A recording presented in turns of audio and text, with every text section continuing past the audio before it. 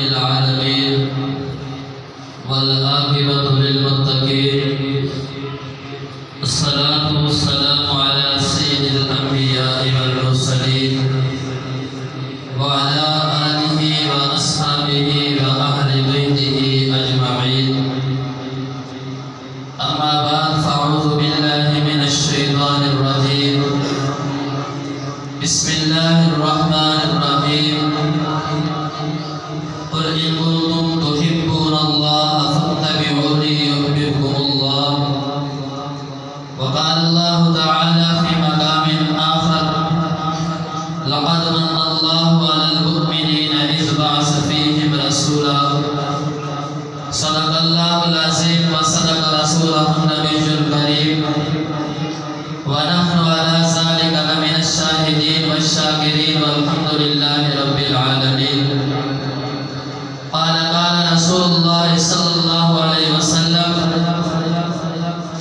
لا يؤمن أحدكم حتى أكون أحب إليه من والده وولده والناس أجمعين أو كما قال عليه الصلاة والسلام قال رسول الله صلى الله عليه وسلم في مقام آخر المرء مع من أحب وقال الله تعالى في شأن حبيبه إن الله وملائكته يصلون على النبي يا أيها الذين آمنوا صلوا عليه وسلموا تسليما الصلاة والسلام عليك يا سيدي يا رسول الله وعلى آلك وأصحابك يا سيدي يا حبيب الله الصلاة والسلام عليك يا سيدي يا نور الله وعلى آلك وأصحابك يا سيدي يا نبي الله انتہائی واجب القدر واجب الاحترام سٹیج پر تشریف فرما معزز علماء کرام ثناخوان حضرات اور ہمارے سٹیج کی زینت ہمارے بزرگ حاجی صالح محمد صاحب دامت برکاتہ اور سامنے تشریف فرما آپ تمام معزز محترم دوستوں بزرگوں عزیز نوجوان ساتھیوں ہماری یہ 7ویں سالانہ محفل میلاد مصطفیٰ کے عنوان سے عنوان محفل آپ کی اسلامی مسجد بہار مدینہ میں حسب ثابت انعقاد پذیر ہے جن میرے دوستوں نے بزرگوں نے بھائیوں نے جس انداز میں بھی اس محفل پاک کو کامیاب کروانے کے لیے تعاون فرمایا ہے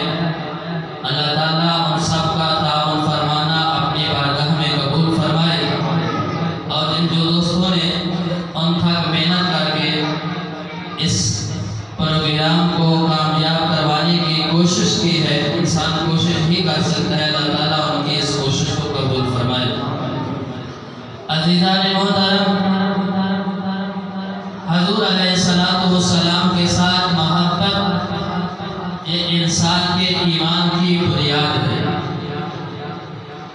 حضور علیہ السلام کے ساتھ محبت کے بغیر انسان کا ایمان نامکمل تو کیا اس کا ایمان ہے ہی نہیں اگر کسی انسان کے دل میں ایک رائی کے دانے کے برابر حضور علیہ السلام کی محبت میں فرق آ گیا تو اس انسان کا ایمان نہیں وہ شخص ایمان والا نہیں ہو سکتا حضور سے محبت یہ ایمان کی بنیاد ہے جب بنیاد ہی کمزور ہو تو اس کے اوپر عمارت کھڑی نہیں ہو سکتی انسان لاکھ سجدے کرے لاکھ نمازیں پڑھے لاکھ تلاوتیں کرے اگر حضور صلی اللہ علیہ وسلم کی محبت اس کے دل کے اندر نہیں ہے تو اس کا کچھ بھی قبول نہیں ہے اور حضور سے محبت کرنا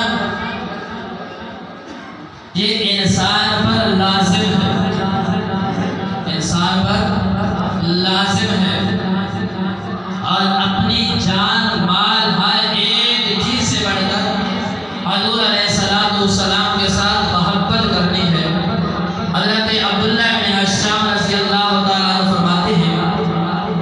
کہ ہم حضور علیہ السلام کے ساتھ تھے، جناب محمد رسول اللہ صلی اللہ علیہ وسلم نے سیدنا عمر فاروق رضی اللہ تعالیٰ عنہ کا ہاتھ پکڑا ہوا تھا، تو سیدنا عمر فاروق رضی اللہ تعالیٰ عنہ نے فرمایا کہ یا رسول اللہ صلی اللہ علیہ وسلم، آپ کائنات میں مجھے اپنی جان کے علاوہ ہر چیز سے زیادہ محبوب ہے، اپنی جان کے علاوہ ہر چیز سے زیادہ محبوب ہے۔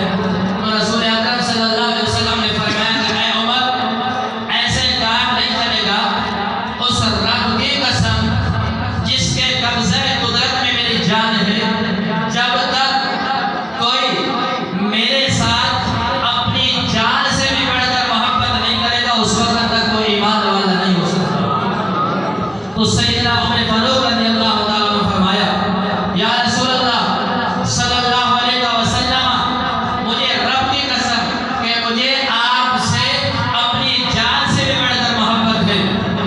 تو رسول اکرم صلی اللہ علیہ وسلم نے فرمایا کہ اے عمر، اب آپ کا ایمان مکمل ہوا، اب آپ کا ایمان مکمل ہوا ہے، اپنی جان مال۔ اب محبت دو قسم کی ہوتی ہے، ایک محبت ہوتی ہے فطری اور ایک محبت ہوتی ہے اختیاری۔ اختیاری محبت وہ ہے جو انسان کے اختیار میں ہے، انسان جس سے چاہے محبت کرے، جس سے چاہے محبت نہ کرے، یہ تو انسان کے اختیار میں ہے۔ اور ایک محبت ہوتی ہے فطرتاً، جیسے اولاد کی محبت یہ ماں باپ کے دل میں فطرتاً ہوتی ہے، نہ یہ کسی کے کہنے سے کم ہوتی ہے اور نہ یہ کسی کے کہنے سے زیادہ ہوتی ہے۔ یہ اللہ تعالیٰ نے ماں باپ کے دل میں یہ فطرتاً محبت رکھی ہوتی ہے، چاہے وہ انسان ہو، چاہے وہ جانور ہو، چاہے وہ حیوان ہو، پرندہ ہو، کوئی بھی چیز ہو۔ تو جو اولاد کی محبت ہوتی ہے یہ اللہ تعالیٰ نے اس کے دل میں فطرتاً رکھی ہوتی ہے۔ اور یہاں سے مراد اختیاری محبت ہے کہ انسان ہر ممکن کوشش کرے کہ مجھے حضور علیہ السلام کی ذات سے بڑھ کر دنیا میں کوئی ذات عزیز نہ ہو۔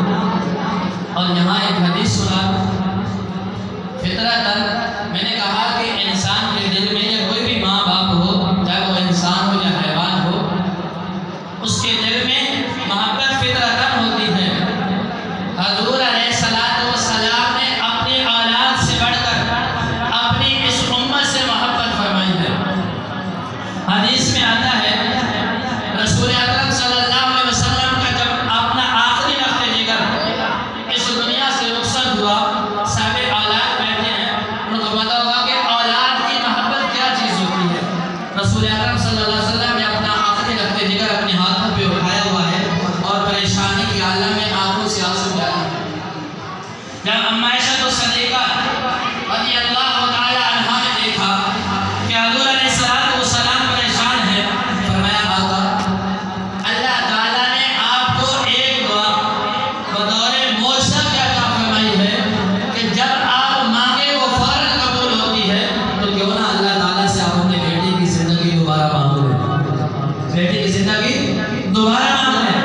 فرمایا عائشہ، وہ دعا میں نے قیامت کے دن کے لیے سنبھال کر رکھی ہے۔ یا رسول اللہ صلی اللہ علیہ وسلم، آپ کو معصوم عن الخطا ہے، آپ سے کوئی گناہ سرزد ہو ہی نہیں سکتا، پھر اس دعا کو کل قیامت والے دن کیا کرو گے؟ کل قیامت والے دن اللہ تعالیٰ سے کیا مانگو گے؟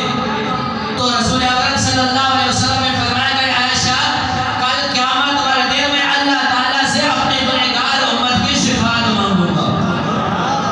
کل قیامت والے دن اللہ تعالیٰ سے اپنی گنہگار امت کی شفاعت مانگوں گا۔ بیٹے کو قربان کر دیا اور اپنی امت کی فکر لا دی۔ اب امت پر واجب ہے کہ چاہے خوشی ہو، چاہے غمی ہو، کسی بھی صورت میں حضور علیہ السلام کا دامن نہیں چھوڑنا ہے۔ حضور علیہ السلام کے ساتھ محبت کی 50 مثالیں دے دی، 4 منٹوں میں انشاءاللہ اپنی بات کو ختم کرتا ہوں۔ حضور صلی اللہ علیہ وسلم کا ایک پیارا یار ہے جسے ہم یار غار بھی کہتے ہیں، یار غار بھی کہتے ہیں، اور یہ حضور علیہ السلام کا وہ پیارا ساتھی ہے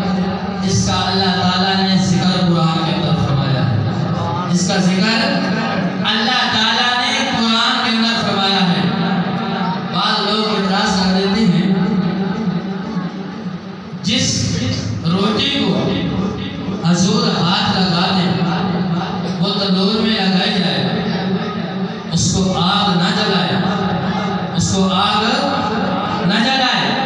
وہ شخص جس نے حضور کا کلمہ پڑھا ہو اور حضور نے اس کے کندھے پہ سواری کی ہو اور حضور نے اس کی گود میں سر رکھ کے آرام کیا ہو، بالا جہنم کی آگ اسے جلا سکتی ہے، جہنم کی آگ اسے جلا سکتی ہے؟ ہرگز نہیں۔ اسے ہم کیا کہتے ہیں؟ یار غار کہتے ہیں، جس کی ساری زندگی حضور سے عشق و محبت کی تجلیات سے منور نظر آتی ہے۔ حدیث میں آتا ہے جس وقت مسلمانوں کی تعداد، کلمہ پڑھنے والوں کی تعداد صرف 38 تک پہنچی تھی، یہی حضور کا یار غار حضور کے دربار میں حاضر ہوتا ہے اور عرض کرتا ہے یا رسول اللہ صلی اللہ علیہ وسلم، اگر آپ مجھے اجازت دیں تو میں کھلے عام اپنے اسلام کا اعلان نہ کروں۔ رسول اکرم صلی اللہ علیہ وسلم نے اجازت نہ دی۔ جب بار بار اصرار کیا، رسول اکرم صلی اللہ علیہ وسلم نے جب صدیق کو اجازت دی، صدیق کھلے عام اسلام کا اعلان کرتے ہیں، خطبہ اسلام ارشاد فرماتے ہیں، حضور علیہ الصلوۃ والسلام ساتھ تشریف فرما ہے۔ جب کفار نے کفار مکہ نے دیکھا یہ چند لوگ ہیں، اب انہوں نے کھلے عام اسلام کی دعوت شروع کر دی ہے، وہ ٹوٹ پڑے، صدیق کو مارنا شروع کر دیا۔ ایک بندہ جس کا نام عتبہ بن ربیعہ ہے وہ آگے بڑھتا ہے، اپنا ناپاک جوتا سیدنا صدیق اکبر کے چہرے پہ مارتا ہے۔ صدیق اکبر کو اتنا مارتے ہیں کہ صدیق اکبر بے ہوش ہو جاتے ہیں۔ جب قبیلے والوں کو پتہ چلتا ہے، قبیلے والے آتے ہیں تو فار سے چھڑاتے ہیں، صدیق کو گھر لے جاتے ہیں۔ دن کا ایک حصہ گزر جاتا ہے، خاندان والے پریشان ہیں، قبیلے والے پریشان ہیں کہ صدیق کی حالت تشویشناک ہے، بچنا مشکل ہے۔ جب دن کا آخری حصہ آتا ہے، صدیق کو ہوش آتی ہے۔ جب ہوش میں آئے تو جو پہلا لفظ زبان سے نکلا ہے، پوچھا میرے محبوب کا کیا بنا ہے؟ میرے محبوب کس حالت میں ہے؟ میرے محبوب کس حالت میں ہے؟ بتایا گیا رسول اکرم صلی اللہ علیہ وسلم صحیح ہے، فرمایا مجھے رسول اکرم صلی اللہ علیہ وسلم کے دربار میں لے چلو۔ جب رسول اکرم صلی اللہ علیہ وسلم کے دربار میں لایا گیا، وہ کیسا منظر ہوگا؟ جب رسول اکرم صلی اللہ علیہ وسلم نے دیکھا کہ آپ کا عاشق ذات آ رہا ہے، رسول اکرم صلی اللہ علیہ وسلم فوراً اٹھ کھڑے ہوئے اپنے عاشق کا استقبال کرنے کے لیے اور سینے سے لگایا۔ اور جب صدیق کی یہ حالت دیکھی ہے کہ دو عورتوں کے کندھے پہ ایک آپ کی والدہ ہے اور ایک ام جمیل بنت خطاب ہے، ان کے سہارے سے لڑکھڑاتے ہوئے آ رہے ہیں، حضور علیہ الصلوۃ والسلام کی آنکھوں سے آنسو جاری ہو گئے۔ رسول اکرم صلی اللہ علیہ وسلم نے سینے کے ساتھ لگایا۔ جب صدیق نے دیکھا کہ میری وجہ سے آقا پریشان ہے، صدیق نے فرمایا یا رسول اللہ صلی اللہ علیہ وسلم مجھے تو کچھ بھی نہیں ہوا، بس چہرے پہ تھوڑی سی چوٹ آئی۔ یہ ہے حضور علیہ الصلوۃ والسلام کے ساتھ محبت کہ اپنی جان کی پرواہ نہیں ہے، موت کے آغوش میں چلے گئے ہیں، لیکن پھر بھی فکر حضور کی لائق ہے کہ میرے محبوب کو نہ کچھ ہو جائے۔ اپنی جان کی پرواہ نہیں ہے، حضور کی جان کی پرواہ ہے۔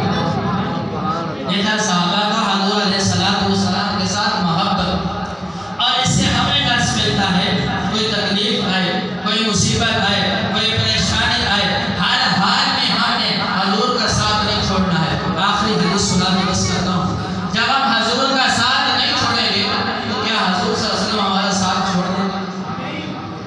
ہم نے ایک نام سنا ہوگا، حضرت بلال حبشی رضی اللہ تعالیٰ عنہ، سنا ہوگا، پڑھا ہوگا، علماء سے خطباء سے سنا ہوگا۔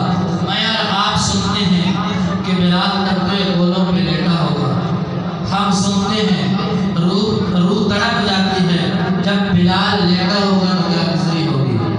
میں اور آپ سنتے ہیں کہ بلال عرب کے نقطۂ سراؤں پہ لیٹا تھا، سینے پہ بھاری پتھر تھا، ہل بھی نہیں سکتا تھا، روح تڑپ جاتی ہے۔ اور جس بلال پہ گزری ہے، جو بلال لیٹا ہے، اس پہ کیا گزری ہوگی؟ لیکن پھر اللہ نے اور اللہ کے رسول نے وہ مقام بھی عطا فرمایا ہے، بلال تو چلے گا تو مدینے کی گلیوں میں تیرے قدموں کی آہٹ سے معلّہ پہ آئے گی۔ حضور علیہ السلام دنیا سے پردہ فرمایا. بلال اذان پڑھتے ہیں، اشہد ان محمد رسول اللہ پہ پہنچتے ہیں. سامنے حضور کا چہرہ انور ہوتا تھا. جب حضور نے پردہ فرمایا نا، بلال نے اذان پڑھی، اشہد ان محمد رسول اللہ پہ پہنچے. ادھر دیکھا ادھر دیکھا، جب حضور کا چہرہ نظر آیا بلال سے برداشت نہ ہوا، اذان مکمل نہ ہوئی. اب مدینہ میں رہنا بھی برداشت نہ ہوا، مدینہ میں چھوڑ دیا، شام میں چلے گئے. کچھ دن گزرے، حضور علیہ السلام کی خواب میں زیارت ہوئی. فرمایا بلال یہ کیسی بے وفائی ہے؟ ایک وقت تو وہ تھا تو تختے گولوں پہ لیٹ گیا تھا، ایک وقت تو وہ تھا تو عرب کے تختے سلام پہ لیٹ گیا تھا. بلال تو نے میرا ساتھ نہ چھوڑا تھا، آپ تو نے میرا شہر ہی چھوڑ دیا ہے. بلال یہ کیسی بے وفائی ہے؟ بلال کی آنکھ کھلی نا تو یہ ذہن سے خیال بھی نکل چکا تھا کہ حضور تو پردہ فرما چکے ہیں. اسی طرح دیوانہ وار رکھتے سفر باندھا ہے مدینے کی طرف. بلال مدینے کی طرف آ رہا ہے. ایک دن گزرے، دو دن گزرے، جب مدینہ کے قریب پہنچے، تھوڑا دور ہے، لبیک لبیک کی سنائی لگا رہا ہے، یا رسول اللہ آپ کا غلام حاضر، یا رسول اللہ آپ کا غلام حاضر. جب مدینہ میں پہنچے، مدینہ میں کوہرام مچ گیا، مدینے والے جمع ہو گئے. بلال اذان تو سنا دو جو حضور کے زمانہ میں پڑھا کرتے تھے، جو حضور کے زمانہ میں پڑھا کرتے تھے. آج حضور کے زمانہ کی یاد تازہ کروا دو. پھر بلال کو خیال آیا کہ حضور تو اس دنیا سے جا چکے ہیں. آقا علیہ السلام کے روضہ انور پہ جاتے ہیں، لپٹ کے اتنا روئے کہ بلال بے ہوش ہو گئے. اب لوگ جمع ہیں، بلال اذان تو پڑھ دو، حضور علیہ السلام کے زمانے کی یاد تو تازہ کروا دو. بلال فرماتے ہیں اب بلال میں وہ ہمت اور طاقت نہیں ہے. بلال اذان پڑھے، سامنے حضور کا چہرہ نہ ہو، بلال سے برداشت نہیں ہوتا. مختصراً حسنین کریمین سے سفارش کروائی گئی. آپ نے ان کے بعد پہ اذان پڑھی. جب اشہد ان محمد رسول اللہ پہ پہنچے، ادھر دیکھا ادھر دیکھا، جب حضور کا چہرہ نظر نہ آیا، بلال اذان مکمل نہ کر سکے. اتنا روئے کہ وہاں پر بے ہوش ہو گئے، وہاں پر بے ہوش ہو گئے. آج بارہ تھوڑا سا آخر میں، یہ تو دنیا میں مقام تھا، یہ تو دنیا میں مقام تھا. حضور کے میلاد میں آنے والوں، میں نے حدیث پڑھی تھی، المرء مع من احب، جو جس کے ساتھ محبت کرے گا کل قیامت والے دن اسی کے ساتھ ہوگا. لیکن بلال کا مقام تھا دنیا میں، آج آخرت کا مقام ہے، قیامت کا دن ہے، نفس و نفسی کا عالم ہے، اللہ کا دربار لگا ہوا ہے. حضرت آدم علیہ السلام سے لے کر قیامت کے دن تک آنے والے سارے مسلمان، سارے انسان حضرت اللہ تعالیٰ کے دربار میں کھڑے ہیں. اللہ تعالیٰ کا دربار لگا ہوا ہے، رب العزت کی ذات جلال کے اندر ہے. حساب کتاب شروع ہوگا. جنت میں سب سے پہلے حضور اکرم صلی اللہ علیہ وسلم جائیں گے، پھر آپ کی امت جائے گی، اور پھر باقی انبیاء امت جائیں گے. حضور علیہ السلام سواری پہ سوار ہیں، جنت میں جانے کے لیے تیار ہیں. حکم ہوگا، حضور علیہ السلام کی سواری کی رسی کو کون پکڑے گا؟ حضور علیہ السلام فرمائیں گے جاؤ میرے بلال کو بلاؤ. حضرت بلال حبشی رضی اللہ تعالیٰ عنہ آئیں گے، حضور علیہ السلام کی سواری کی رسی کو پکڑیں گے اور حضور کے ساتھ جنت میں داخل ہو جائیں گے. حضور کے ساتھ جنت میں داخل ہو جائیں گے. اور یہ تو حضور علیہ السلام کی امت کا کتنا بڑا مقام ہے. قیامت والے دن 120 صفحے لگے ہوں گے. کتنی؟ 120 صفحے ہوں گے. 120 صفحوں میں سارے مسلمان، یہودی، کافر سارے کھڑے ہیں. 120 میں سے 80 صفحے حضور علیہ السلام کی امت کے حصے میں آئے. 40 صفحے حضرت آدم علیہ السلام سے لے کر حضور علیہ السلام کے زمانے تک کے لوگوں کے حصے میں آئیں گے، اور 80 صفحے حضور علیہ السلام کی امت کے حصے میں آئیں گے. حدیث میں آتا ہے کہ انبیاء کرام علیہ السلام کے تخت لگائے ہوں گے. انبیاء کرام علیہ السلام تختوں میں آرام فرما کے بیٹھے ہوں گے. حضرت ابراہیم علیہ السلام کھڑے ہو جائیں گے تو اللہ تعالیٰ سوال کریں گے اے ابراہیم کیا ہوا؟ تو حضرت ابراہیم علیہ السلام عرض کریں گے کہ یا اللہ میرا جی چاہتا ہے. نعرہ تکبیر، نعرہ رسالت، نعرہ حیدری، نعرہ غوثیہ، نعرہ تحقیق، سرکار کی آمد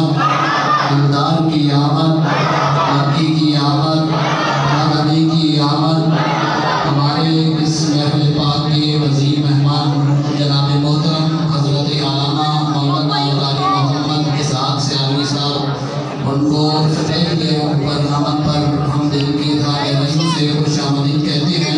تمام دوست آپ تشریف رکھیں، آپ کی بڑی مہربانی کہ آپ نے ہمارے اس عظیم مہمان کا عظیم استقبال کیا۔ انشاءاللہ علامہ صاحب تو بعد فوراً ہی خطیب صاحب کا خطاب شروع ہو جائے گا۔ ان کی طبیعت ذرا ناساز ہے اور جو نعت خواہ حضرات ہیں ان سے میں مؤدبانہ طور پر گزارش کروں گا کہ خطاب کے بعد انشاءاللہ آپ کی نعتیں سن کر اس کے بعد صلاۃ و سلام اور دعا ہوگی۔ حضرت علامہ قاری محمد عمران سلطانی صاحب کے بعد اللہ خطیب صاحب کا بیان شروع ہو جائے گا۔ حضرت ابراہیم علیہ السلام کھڑے ہو جائیں گے تو اللہ تعالیٰ سوال کریں گے ابراہیم کیا ہوا؟ تو حضرت ابراہیم علیہ السلام عرض کریں گے کہ یا اللہ میرا جی چاہتا ہے کہ میں یہ 80 صفحے ہیں نا میں ان صفوں میں کھڑا ہونے کو میرا جی چاہتا ہے، ان صفوں میں کھڑا ہونے کو میرا جی چاہتا ہے۔ یہ حضور علیہ السلام کی امتیوں کی شان ہے کہ کل قیامت والے دن انبیاء بھی رشک کریں گے کہ کاش ہم بھی حضور علیہ السلام کی امتی ہوتے اور ان صفوں میں کھڑے ہوتے۔ ہم خوش نصیب ہیں کہ بھی مانگے اللہ تعالیٰ نے ہم سب کو حضور علیہ السلام کا امتی پیدا فرمایا۔ اس پروقار محفل میں، اس مبارک محفل میں ہم سب اللہ تعالیٰ سے دعا گو ہیں کہ اللہ تعالیٰ ہم سب کو رسول اکرم صلی اللہ علیہ وسلم کی سچی